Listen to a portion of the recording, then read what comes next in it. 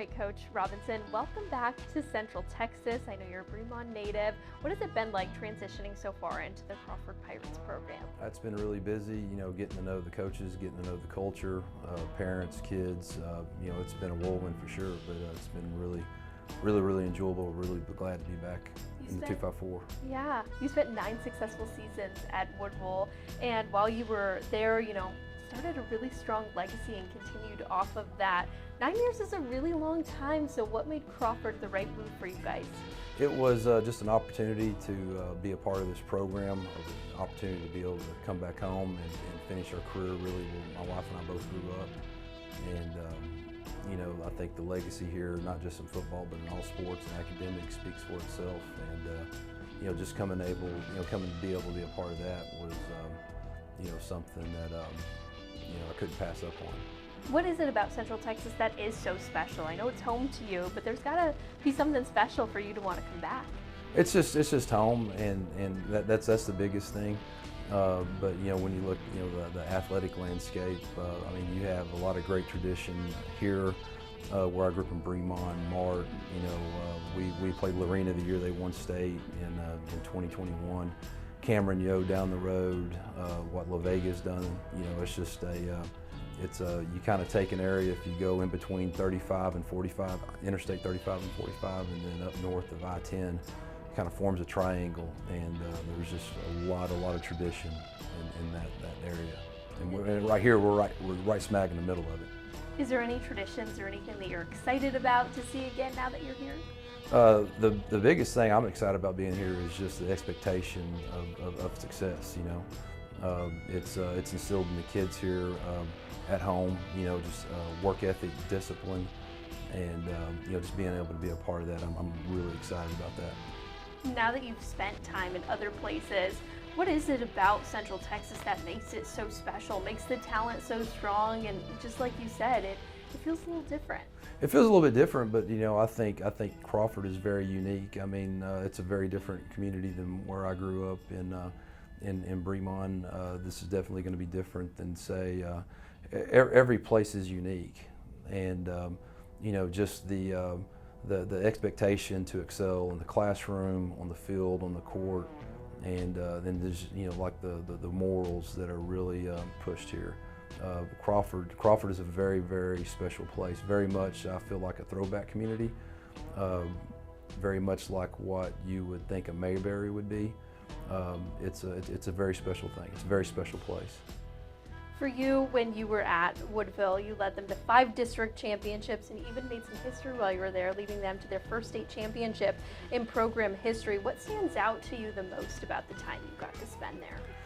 We had great players. We had great players, and had a lot of administrative support. It was Woodville was it was 9 years, very special.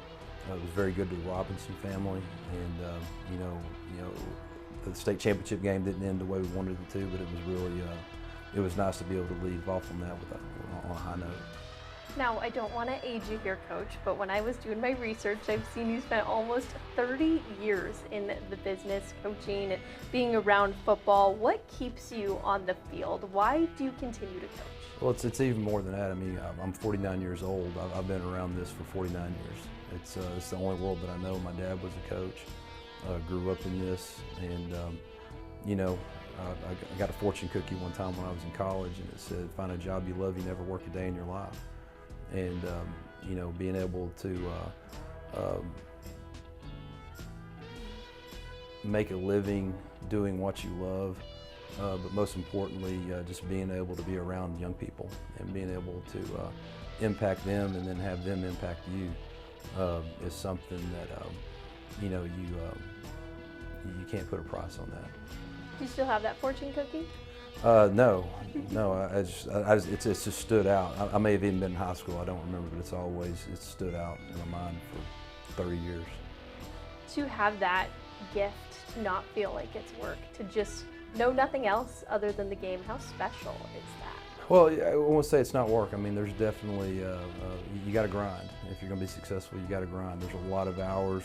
You're tired most of the time, but it's a labor of love. There's a lot of stress involved, but there's nothing like the Friday Night Lights, it's not a meme, it's true. There's something addicting to it, and it's special. It's special in Texas, and it's going to be really special at a place like this. And then in Woodville, it's special. And if you haven't lived in that world, I don't know if you can really understand it. But it's different. I don't know what else I'd be doing. Going back to your family ties, football is a family sport for you. Your dad played under some legendary coaches. Your brother and you grew up under him and his coaching style. How have you carved your own identity that's separate from your family ties to the game? Yeah. I don't know. I'm just I'm me. I'm Ty. God created me the way I am, and whether that's good or bad. Probably share some things from my dad, probably share some things from my brother, probably got a lot of things from my mom. I had a great mom at home, and that's one thing in the coaching world that often gets overlooked, or coaches' wives.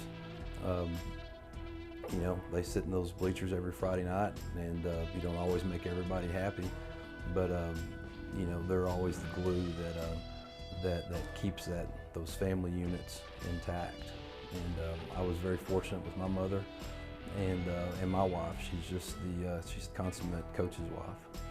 Did your wife ever give you any little tips or anything? What's your dynamic like with her at home? No, I mean, she's we were high school sweethearts, so we grew up together, so she understood all of that. Every once in a while, I'll if we punt on 4th and 1, I might hear about it, here and there, but she knows usually to kind of keep her opinion to herself. She's Polish, so sometimes she can't help it. You, your dad, and your brother have all come this close to a state title. How do you hope your time at Crawford can maybe help you get over that hump and then maybe bring some bragging rights to the dinner table? Yeah, definitely. It's me and my brother, we say it's the dirty family secret. I mean, I think all combined, all of us combined 9 times we've been there. And my dad won 3 when he's a player in high school, but on the coaching side of it, there's been 9, and we haven't won it yet. And yeah, that's definitely something. You want to be the first one. Of course, Dad's passed away. My brother, he's the head coach at Yoakum now. They're going to have a great chance to do that this year. They got a lot of kids coming back, and that's what I told the boys when I came here. I was like, I've been there. That's great, and now I came here because I want to win it. With this dirty secret, do you guys feel like you have like this curse or something? Like, where do you feel like there's just this? Like, no, I don't feel that way. I mean, it's tough to get there, and then the team we played this year, Gunner, I mean, they know what they're doing. They're pretty good. I think I don't look at it as a curse. I feel like we've been very, very blessed in our career and the things we've been able to accomplish. And obviously that's the ultimate goal. And hopefully, we can do that. And if we don't, we're gonna put everything, all of our effort and energy into trying to make that happen. You'd mentioned a little bit about someone special coming to your family reunions and what your dad was able to do. What lessons have you learned from him that you try to instill? I really don't know, because you grow up with Dad, and I don't know what Dad took from him. I know you'd always talk about the playoffs. If you're going to play a 16-game season, it's a marathon, not a sprint. And you get into the playoffs, maybe you don't want to go out and beat on each other too much. It kind of becomes a battle of attrition, and having yourself ready for game night, not playing a game on Monday or Tuesday. That's something that's always stuck out with me, and I feel like we did a pretty good job of that in Woodville. Sometimes you want to work really, really hard. Sometimes you got to work smarter than you do harder. Gordon Wood's not a name that everybody can say that they've seen around their house. Do you take a lot of pride in that? I do. I take pride, with not just with my dad, but then my uncles that played for him. They didn't play for him in Brownwood. They played for him in Stanford, which is just north of Abilene. And I guess you kind of alluded to it earlier. One thing that as a coach, as you get older, things that you value things that you didn't think you would when you were a younger coach. Coming and having your old players come back and see you, and they're doing well. They have their own families. That's something that's really special. And the way that my dad and my uncles looked up to Coach Wood, and you know, he was in his 80s, and he was still coming to these family reunions, and you know, just it was you know, what's that, 70, you know, 65 years, you know, they'd say it kept that relationship for 65 years. You know, the bonds that you build with your players and your coaches, that's something that's special. Yeah, relationships are so important, and Absolutely. to have guys like that who you were able to learn the value of relationships from. How important are strong relationships to you, and having that community around you? Well, I think that's because it's all about trust, right? And you know, you have to trust your players need to trust your coaches need to trust the players, and you do that by building relationships. Obviously, Crawford has a rich tradition. They've, you know, had their state championship in 2004. What does it mean to you to be a part of this storied program and want to build off of their success? Well, just, you know, and the thing is, like, if you walk down the hallways, it's not just, yeah, they won state in football in 2004. They went to state in 1994. They went to state in 2020. I believe in between softball and volleyball, I believe there's 7 state championships. They've had a great success in track, in golf, in tennis. We had a girl that won a state championship this year in tennis. Even with academics, if you go look at the line of district championships in UIL academic, but yeah, it's just give me some of that. You know, just being a part of that is something special, and hopefully we can you know, add to it. What are your goals to hopefully build off of it?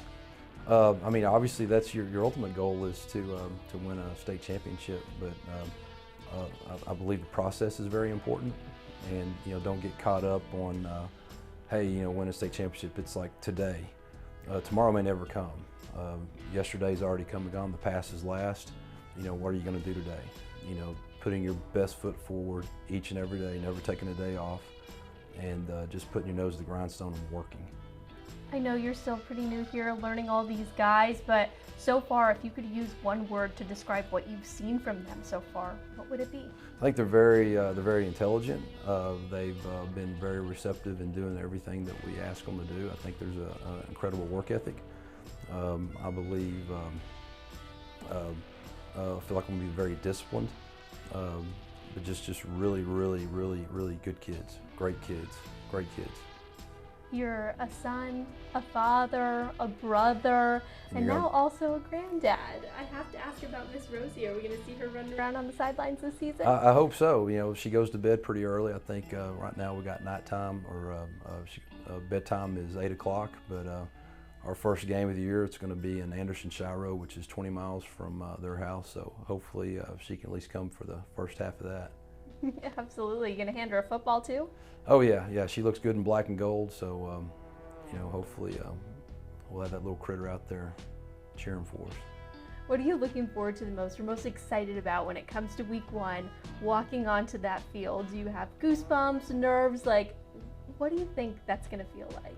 I haven't really even thought that far ahead. To me, it's, you know, what are we going to do this Monday coming up? You know, we had a great week this week. We've had a great summer program so far, and you know, it's just, again, going back to the process. You know, we've got work to do this coming Monday, then we'll give the kids off the week before practice, and then August 4th, it gets started for real. For the parents, fans, even the student athletes on your roster this season, if there's one thing you hope they learn about you, what do you hope that is? That I mean what I say, that feel like I'm pretty no nonsense, and you know, have very high expectations. Well, I know you like my sparkly boots. Are we going to see you in any sparkles this season? Yeah, absolutely. You know, we just as long as we can find the sparkles in old gold, it definitely can't be Vegas gold. But yeah, I'll do some research for you. Yeah, we love the bling. I have daughters. I'm a girl dad, so you know, I notice those things. Absolutely. I'm sure you're used to it. You probably find sparkles all over the place sometimes. That you never can get rid of them, can you? You can't.